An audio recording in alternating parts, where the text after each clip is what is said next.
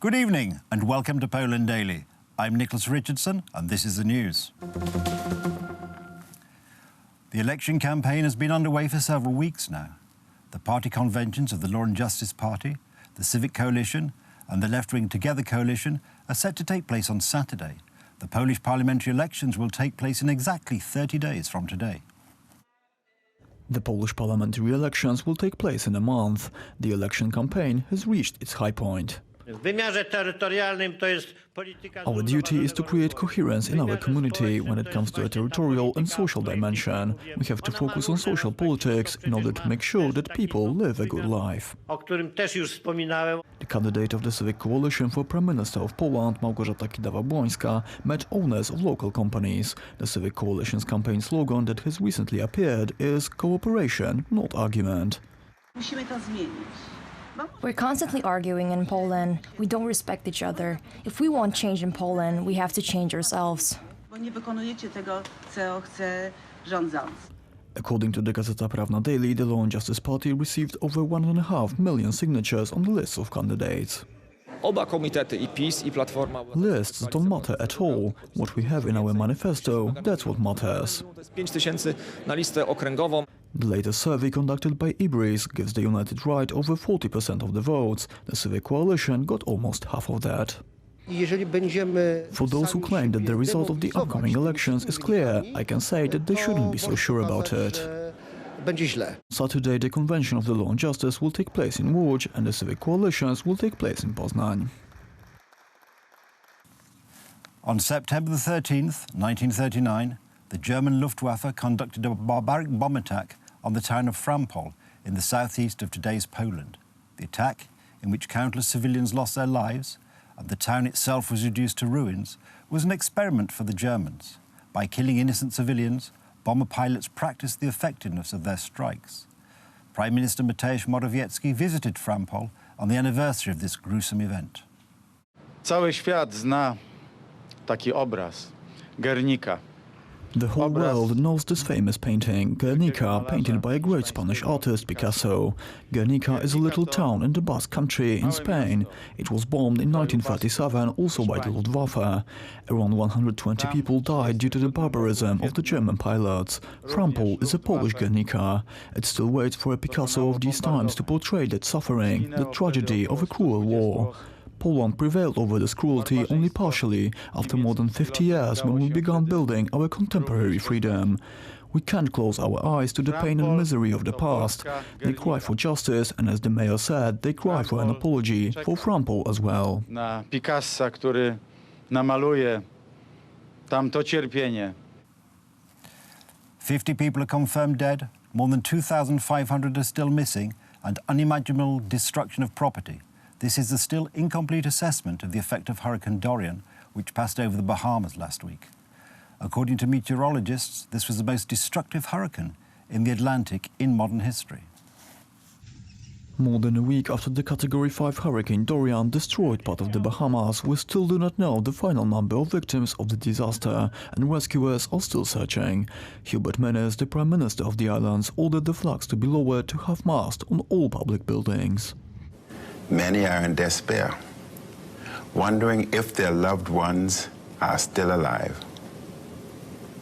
The official death count in the Bahamas as of the 9th of September is 42 in Abaco and 8 in Grand Bahama, for a total of 50 people. There are many who are still missing. The number of deaths is expected to significantly increase. The grief we will bear as a country begins with the families who have lost loved ones. The Department of Social Services is the agency managing government register of missing people. This list is compiled based on reports of who is missing. You can register a missing person by calling the missing persons hotline. The numbers are listed on NEMA's Facebook page. Individuals can also visit the Department of Rehabilitative Services and Welfare Services on University boulevards. It's near the university. Despite the help of volunteers, around 15,000 people still need shelter or food, according to the Caribbean Crisis Management Agency. Residents who were not evacuated from the most affected areas have begun the process of rebuilding their homes. Yeah, I'm going to stay out. If you see, like right in Mackay, trying to build an 8x8 because I don't have no place to go. I really don't want to go. Well, I love the place. You know, it's a beautiful place, and so I decided that that was home for me. And it will always be home. You know, the storm is not going to chase me. I'm not going to leave. I'll be back there, cleaning up, getting everything sorted out, and I'll be back to normal. World Central Kitchen is a non-profit organization run by the well-known chef Jose Andres, who became famous for feeding people who survived natural disasters. Until now, the organization has given out about 100,000 meals in the Bahamas. 4,800 people were evacuated from several islands in the archipelago. Free flights will continue to transport people who choose to leave the Bahamas. According to the World Food Programme, about 90% of homes, buildings and infrastructure in the Bahamas have been damaged. Thousands of people are living in government buildings or medical centers that have survived storms, but have little or no access to water, electricity and sanitation.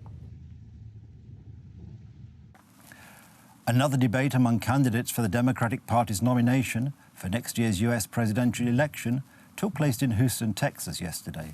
According to commentators, the winner of the debate was a favorite to win the nomination, former US Vice President Joe Biden. I stand with Barack Obama all 8 years, good, bad, and indifferent. That's where I stand.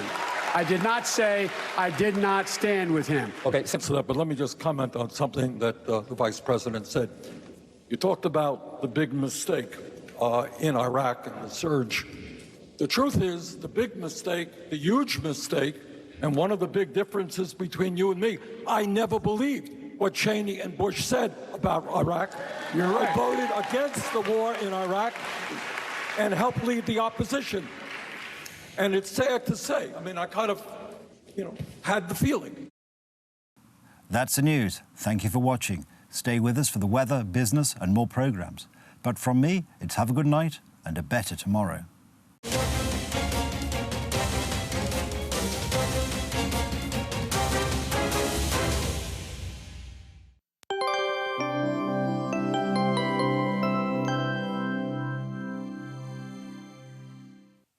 I'm Aleksandra Zarzycka and welcome to Poland Daily Weather. Let's take a look at the forecast for tonight. Cloudless night across the country.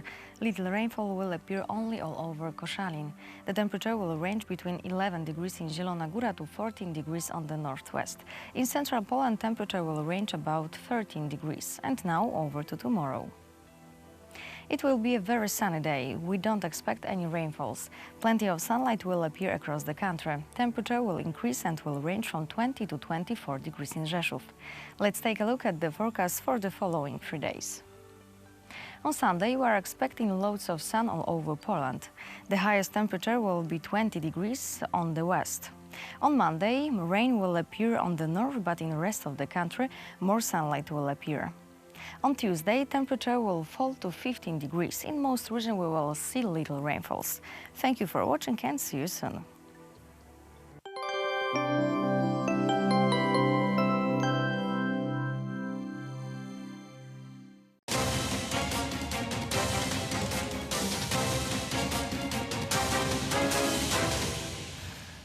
Poland Daily Business Edition. Tonight we'll talk about Brexit, ladies and gentlemen, with Artur Wróblewski, PhD of Lazarski University. Sir, welcome to the show.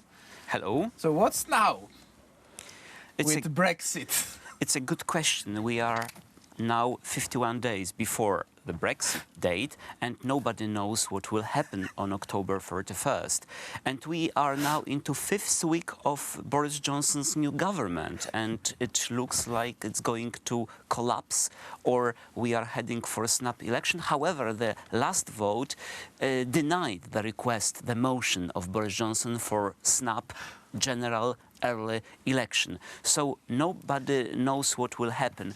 Right now, what we know for sure is that Boris Johnson lost 6 votes.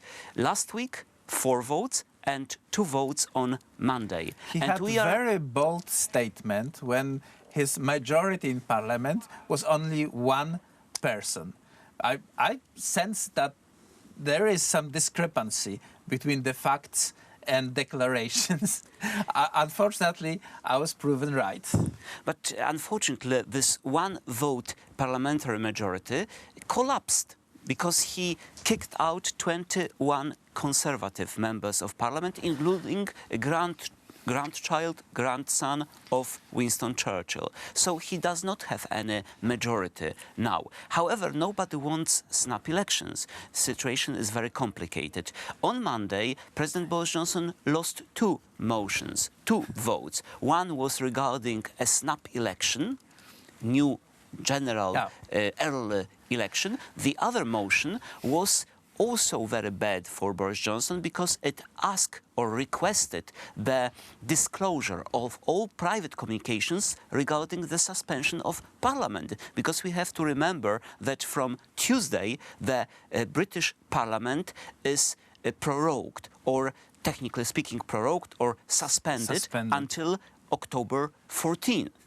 And what will happen now? After Parliament comes back, in the meantime, we will have like party conferences and we will have new debates and discussions. After they come back on October 17, Boris Johnson has to go to Brussels because there will be a summit. However, he was forced by last week's vote to request for Brexit delay or Brexit extension. So he has to do it. However, he said, I will never ask for a Brexit extension. I want a Brexit.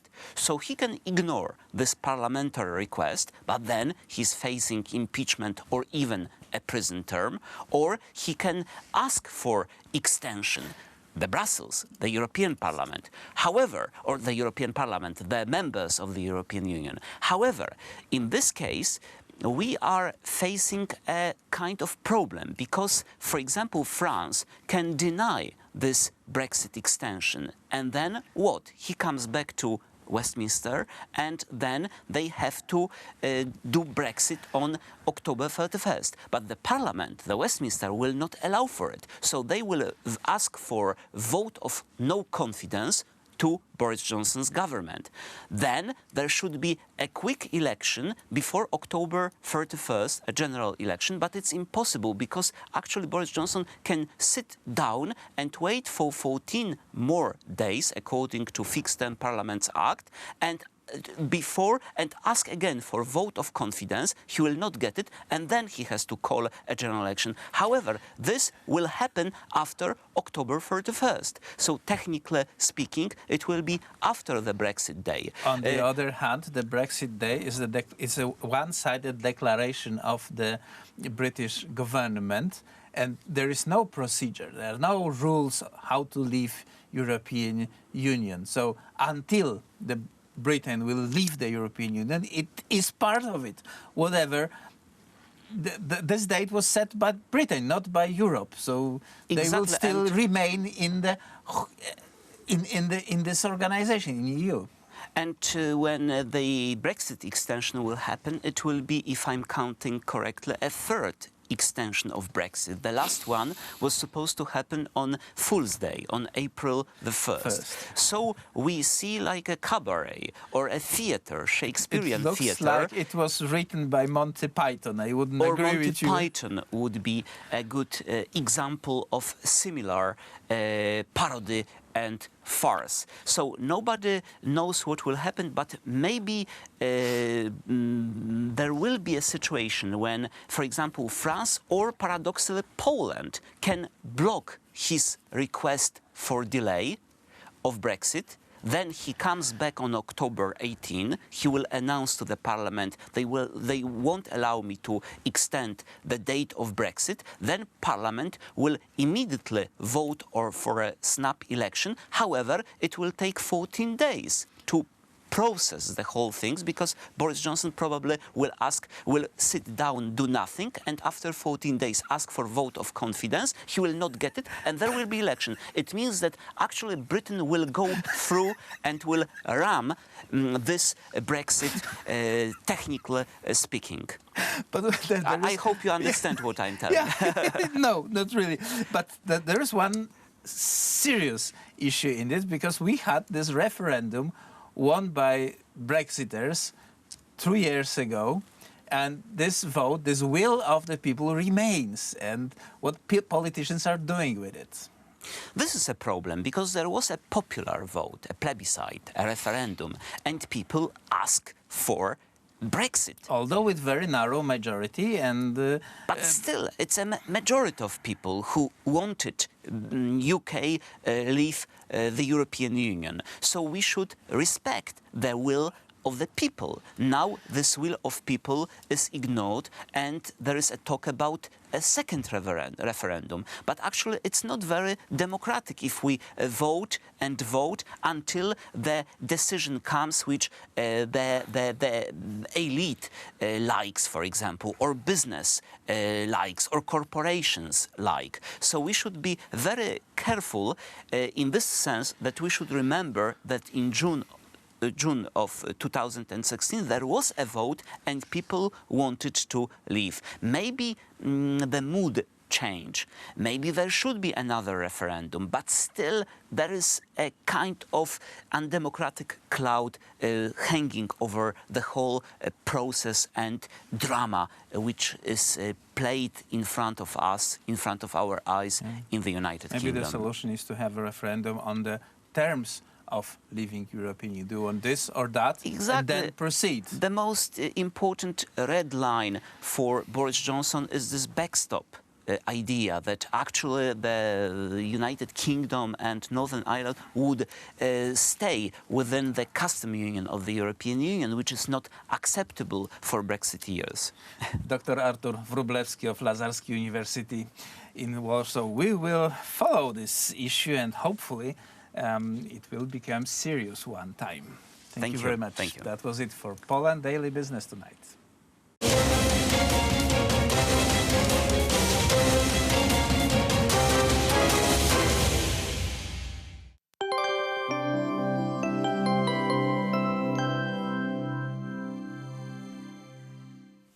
I'm Aleksandra Zarzycka and welcome back to Poland Daily Weather. Let's take a look at the forecast for tomorrow. It will be a very sunny day. We don't expect any rainfalls. Plenty of sunlight will appear across the country. Temperature will increase and will range from 20 to 24 degrees in Rzeszów. And now let's see tomorrow's forecast for our continent. On the south of Europe, temperature will rise. The highest temperature we will see in Athens, 31 degrees. Warmer weather in British Islands as well, and there the temperature will range from 18 to 21 degrees. In Central Europe, temperature will also increase. On Scandinavia, more sunlight will appear. Temperature will range from 14 to 16 degrees. Thank you for watching and goodbye.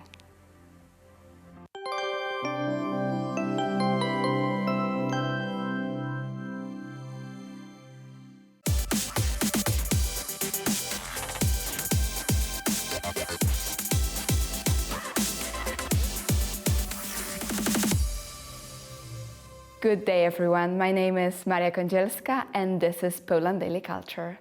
Our guest for today is Aleksandra Gintrowska, singer, actress, and also a very beautiful woman.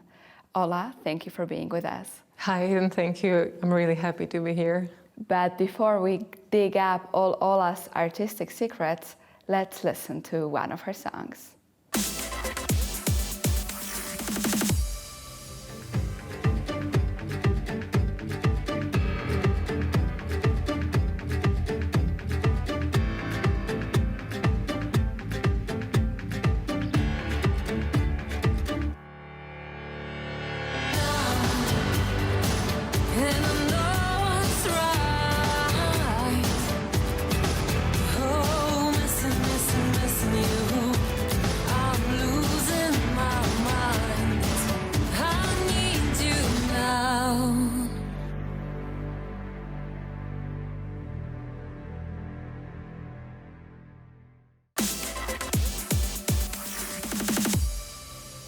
England is kind of a factory for great musicians, even I would say a melting spot, a melting pot for so many great artists, which influence the music stage all over the world.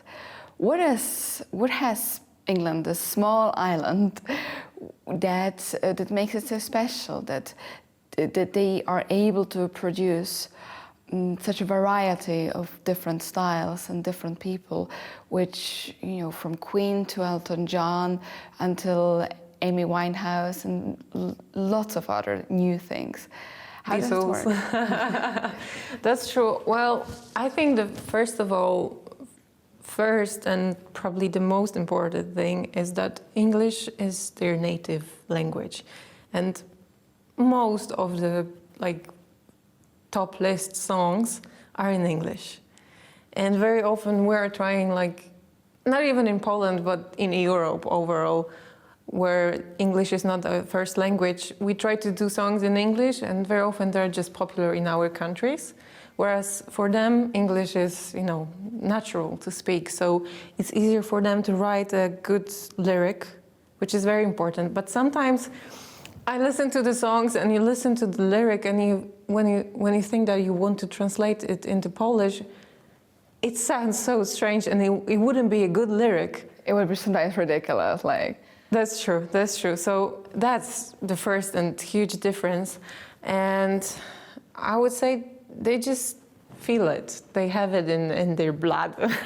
Maybe because I was thinking about it, maybe because of the variety of also new people who go there and influence the culture, after all. That's true. There is a huge variety in people from around the world, and they bring, you know, touches of their cultures, what inspires big producers. As we're talking about Europe and the melting pot, you took part in Polish Eurovision. Yes. And how did it work out? And don't you think that Eurovision is a little bit overrated for now? But well, I would say Eurovision became kind of a tradition in our country, and not only in our country, but I would say in Europe. Of course, there are people who are against it, and they feel that it's kind of, like you said, overrated and boring. Tacky. Yeah, and exactly. And when it comes to voting, a lot of countries are just doing it for, you know, because they're friends, so they're gonna vote for the friend country. So that's not good. But when it comes to music, it's something that gives people from our country or different country better knowledge. Like, if we have a performer from Poland and this person is going to perform in Eurovision, he or her, they're going to be more popular, and some other countries get to know their music. So that's better for artists. And I feel like Eurovision became a huge community, and people are really supportive. I get to know a lot of Eurovision fans in Poland, and they're like family. So that was a great experience for me. I still stay in touch with some of them. Wow, and how did it develop you in a way of your artistic career? Did it shape you in any way? Was it a challenge also? Yes, it was, because I decided to, I would say, show that maybe Polish people weren't really ready for it. Because I was, you know, I was a great fan of Eurovision. I used to watch it like every year since I was little. And what I noticed, that very often big shows, like something extravagant, was getting noticed always. So I decided to do something funny. But in the end, it just got a lot of criticism. You became a mermaid, didn't you? Yes. Tell us more about it. No, Sure,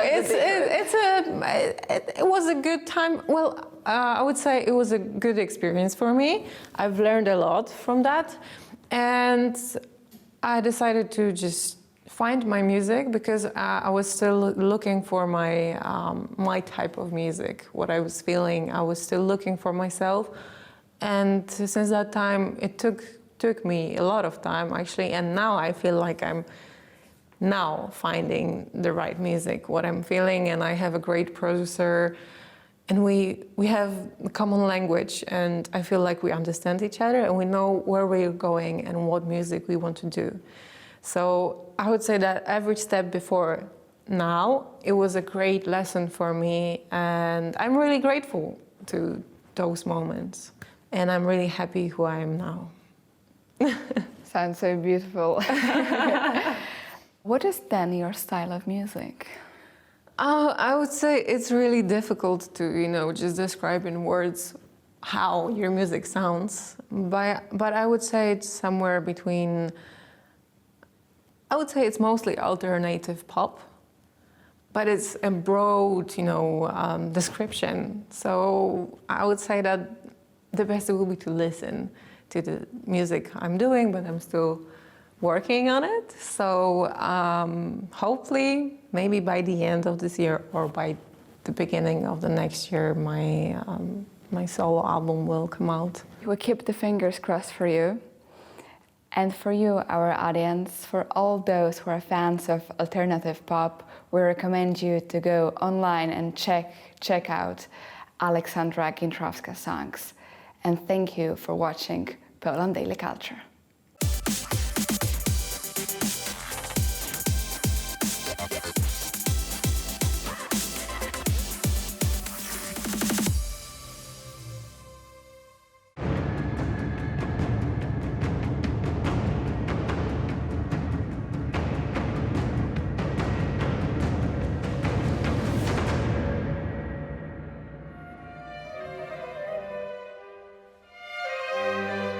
This is the story of a remarkable woman. Maria Zawera Wąsowska, née Grochowska, was born into a very different Poland. She comes from an old Polish noble family with long patriotic traditions. As a young girl, at the outbreak of the Second World War, she saw first Russian and then German troops in her family home. Arrested with her family and held in prison by the Gestapo, she later joined the Polish underground and fought under her uncle, Remigiusz Grochowski. In 1944, she participated in the Warsaw Uprising, fighting in the Mokotów district.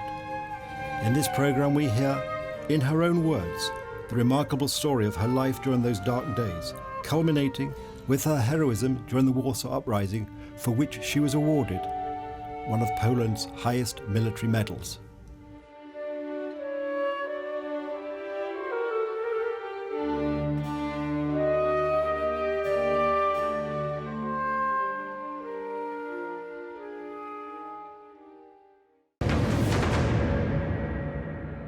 So then, when the Warsaw Uprising ended and the Home Army, the Armia Krajowa, had to surrender and the soldiers were taken to prison war camps, can you just say a few words about what happened to you? We knew about this thing that Germans want to ruin Warsaw and that everybody has to walk out. And we six girls together, we were prepared to go again to fight somewhere, because we thought it's not enough Warsaw, we have to be somewhere else also. And we spent the night in this camp, and then we were ready to go south in South Poland, in Góry Świętokrzyskie. Yes. I don't know if you recall the name Kumsa. I do. And we were going to go out of the camp, and suddenly, instead of the open gate, we saw the wagon. The railway wagons. Yeah, like the one that for the cows, or I don't know, for horses. So, and there was no way to go out from this moment. So we have been in the wagon.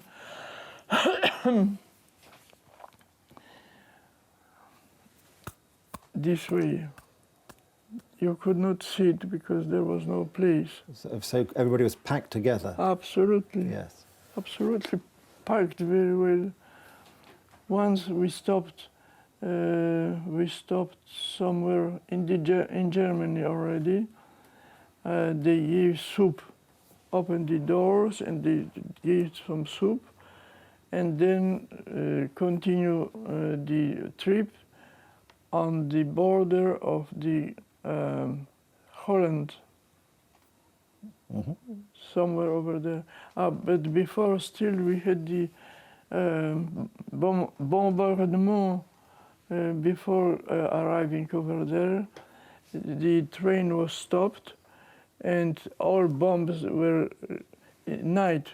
Yes. We saw the bombs, and we saw the, I don't know what it was, the things like gold coming down from the airplanes, and that was making a light for them where they are. Okay. And again, we have been together like that, praying, really praying, where other people from the other wagons, they were jumping and running away. We decided to go to stay in the train. I don't recall how long still we stayed over there, but then the train started. 2 or 3 wagons were burned, receiving a bomb from them. And we arrived close to Wesel. Right. You know where? Yes. And then I cut my hair over there because it was impossible with everything, length and how to do all that. So I was happy not to have my mother or aunts around me, because they always defend me to have my hair.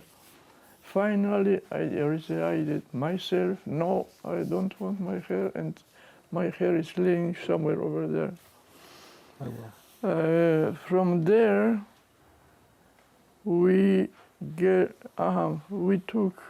they took us to Geldern, and from Geldern there was the decision that where we put, for the Germans, where we put all these people. They didn't know what to place us. We decided not to go to any big thing, very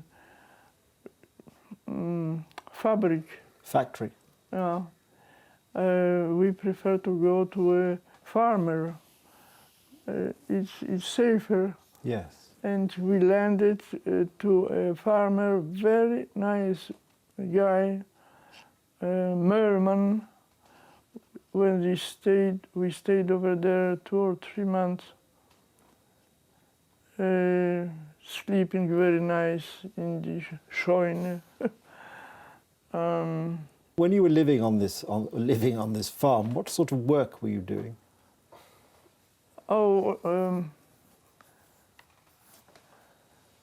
We stayed over there, and as says, there was a winter. They took us to clean the snow in front of Sonsbeck, the little town.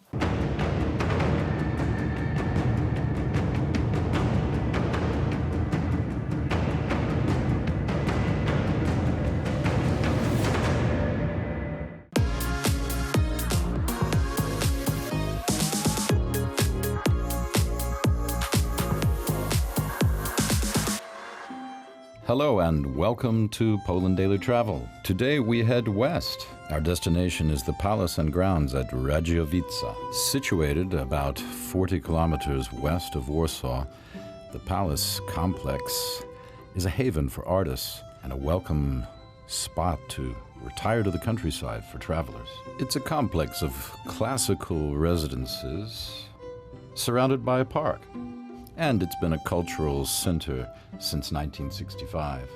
The Radziowice family first built the castle in the 1500s. During the palace's heyday, it was a residence to various kings of the Polish-Lithuanian Commonwealth. During the 17 and 1800s, the Kraszyński family gave the complex its present look. And currently, the castle and the complex are visited by writers, columnists, actors, filmmakers, musicians, and visual artists. So come along and let's take a look at the Radziowice Castle, Palace, and Grounds. The weather's perfect. Let's go for a walk. And watch Poland Daily Travel. We're glad to be here for you. Poland Daily Travel, watch us as we try to avoid this strange contraption. I'm not really sure what that is. Is it a robot after us? I don't know what to do. I think we better, let's get out of here. Run! This big ladybug is going to consume us. I can see its eyes. I had a dream last night.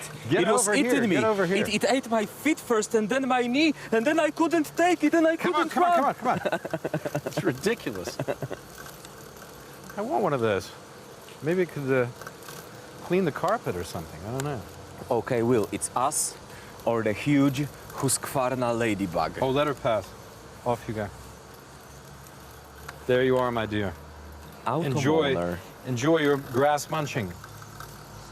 Beautiful. Poland Daily Travel. We're at the Radiowice Palace, and not only, with Arthur Gorniewski. And the ladybug. And the ladybug. Hello, everybody, and welcome to another exciting edition of Poland Daily Travel, where we bring you the greatest hits of Poland and some rather undiscovered places, like where we are now. This is Arthur Gorniewski, my pal, and also one of the top guides in this here country, an expert on Warsaw, and we've done a lot on Warsaw, but not only. Last time I was Dalai Lama. You were the Dalai Lama? What happens today? I don't know. You were the Dalai Lama, really?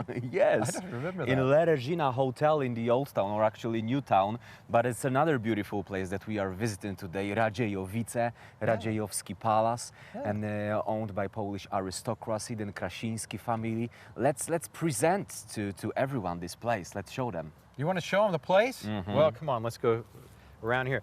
Because I just stumbled on this place. I had no idea it was here. It was in November. It was a kind of not a day like this, I can tell you. It was a kind of a dark day.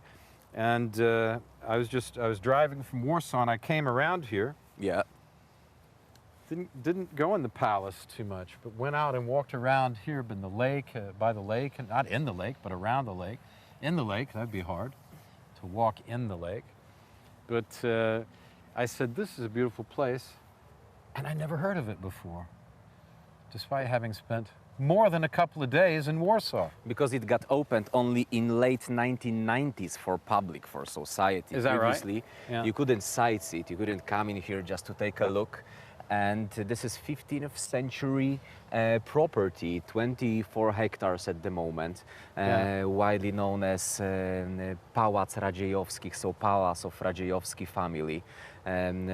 Even before this piece of land became a part of Poland, that was Mazovian Dukeness, an independent area, then they already owned this land. They already put over there the castle that you can see right there. This the beautiful, beginnings. Yes, in the downstairs, in the basement, they have the original medieval stuff over there. You're kidding me. No. Maybe we should see that medieval stuff. Oh, let's take a look. I like some medieval stuff. But in here we have some neoclassical structure. Yeah. That was the one right behind us. Yes, and that was Krasiński family, so the last aristocratic owners of this place who made this. And that this park is exactly 200 years old now, so the lake and the English-style gardening was quite popular in here 200 years ago. So, by the way, the Royal Łazienki Garden Are in you Warsaw. making this up, or did you read this somewhere? No, I wrote it. Because I never know with you. I wrote it on your glasses. That's why I look at you. You can see?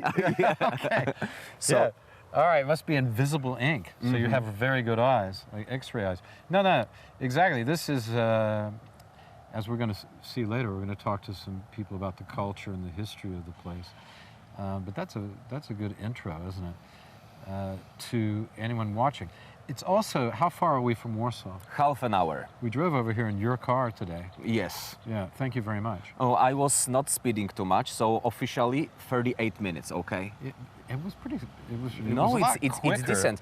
I will the last time I came take guests from Warsaw to this place because instead of driving to Nieborów, which is 1 hour away from Warsaw, or Kozłówka, 2 hours and 20 minutes from Warsaw, we can drive in here. It's 30, maximum 40 minutes away from Warsaw, and it's very comfortable for many visitors. Look, you can have a sit on a bench, you have the lake, you have the palace and the castle, you have everything like on your palm. You don't have to walk too much. It's perfect for tourists who don't have want a restaurant. They have a restaurant, they have a hotel.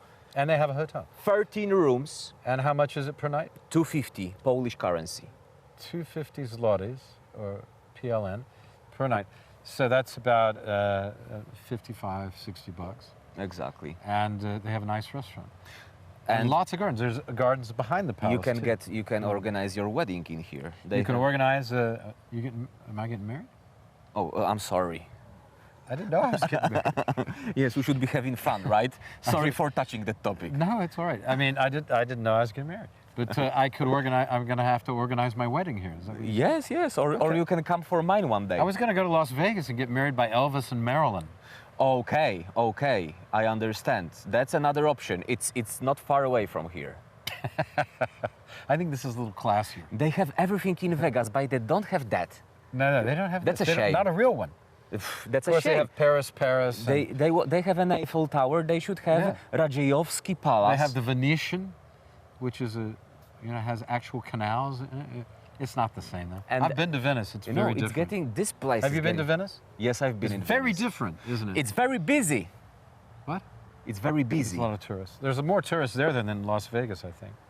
But at any rate, here we are on a beautiful day, and I guess it's time to go look at some more things. Let's do it. Let's go look at some more things.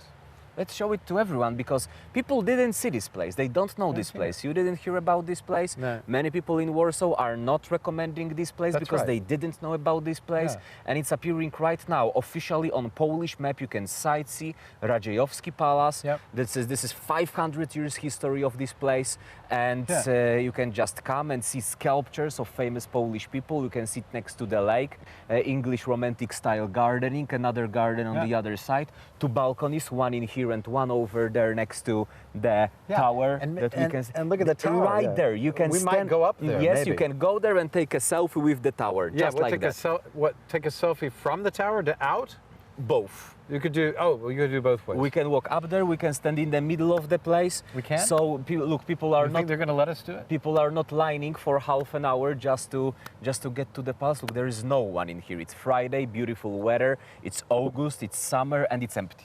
And it's empty, except for the sounds of people practicing piano. For this, Frédéric Chopin the music. masterclass stuff. We have sculpture, Frédéric Chopin, Jan Ignacy Paderewski. What a culture, what a place, what a people, what a will. Yeah, what a will. There's a will.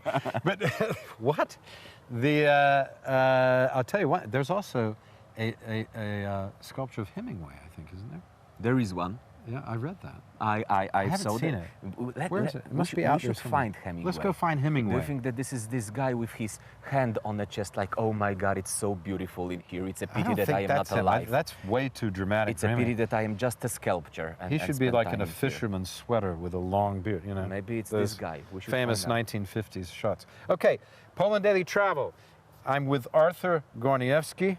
We're at the palace in Radziejowice. Radziejowice.